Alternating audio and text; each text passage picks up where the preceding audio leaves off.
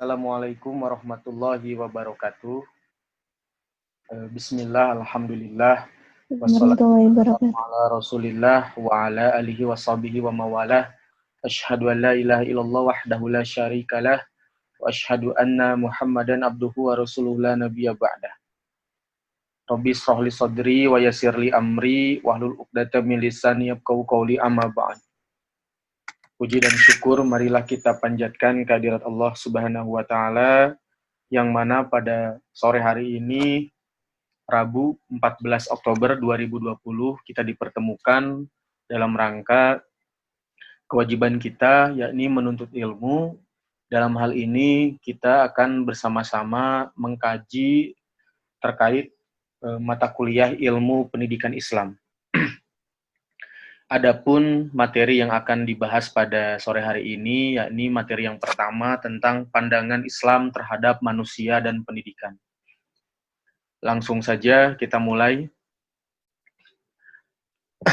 Untuk yang pertama adalah terkait latar belakang dari materi ini. Manusia adalah makhluk yang paling unik dibandingkan dengan makhluk lainnya, sehingga sangat menarik untuk dikaji. Disadari ataupun tidak, kita seringkali mengajukan pertanyaan-pertanyaan yang sangat mendasar.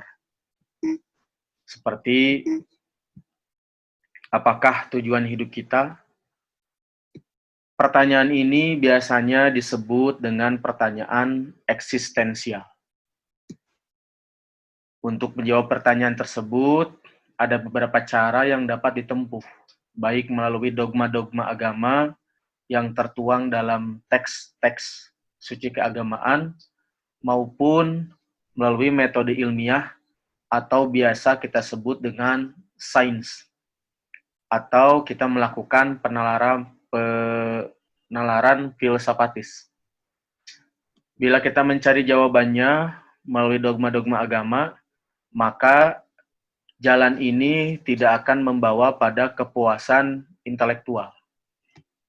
Karena religion's way of knowledge yang seringkali tidak menggunakan argumentasi yang kritis. Di samping dominannya klaim kebenaran atau yang disebut dengan truth claim, apalagi bila kita dihadapkan dengan pluralitas paham keagamaan, maka hal ini akan membawa kita kepada kebingungan. Sedangkan jika kita melalui jalan sains, maka jawaban yang diperoleh adalah jawaban yang positivistik. Alih-alih mengungkapkan sisi kemanusiaan yang dinamis, malah yang terjadi adalah gambaran manusia yang operasionalistik, mekanistik. Dan ini akan mereduksi kompleksitas, dimensi, keberadaan manusia. Lalu, untuk mengantisipasi kedua hal di atas, maka kita dapat menggunakan penalaran filsafatis. Karena filsafat dapat mengatasi cara berpikir dogmatik dari agama dan cara berpikir positivistik dari sains, dengan tidak menafikan fungsi dari agama dan sains. Agama dan sains dapat dijadikan titik pangkal yang kemudian diperluas dan dielaborasi lanjut dengan pisau filsafat. Walaupun kita menggunakan pisau filsafat, tidak berarti bahwa kita secara mutlak telah sampai pada gambaran manusia apa adanya. Jadi filsafat tidak bertendensi untuk mencari jawaban final, tetapi untuk mencari kemungkinan pertanyaan-pertanyaan baru. Salah satu titik pangkal atau yang disebut dengan initial point dari semua pembahasan filsafat adalah pengakuannya akan realitas tergantung pada aliran filsafat yang bersangkutan. Apakah realitas yang dimaksud di sini hanyalah realitas material atau juga termasuk realitas ide? Misalnya abstrak atau yang imaterial. Tapi di sini kita tidak akan mempertajam membahas hal tersebut.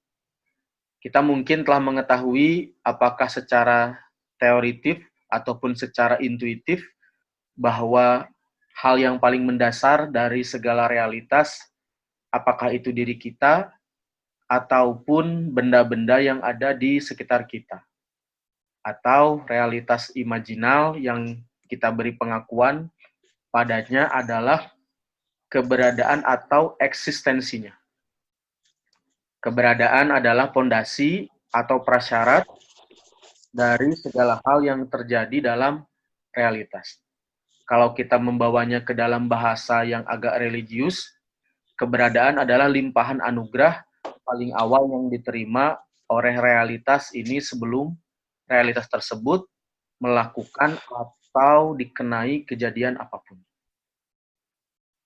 Nah, itu terkait latar belakang dari mata kuliah atau terkait dari bab yang pertama tentang pandangan Islam terhadap manusia dan pendidikan.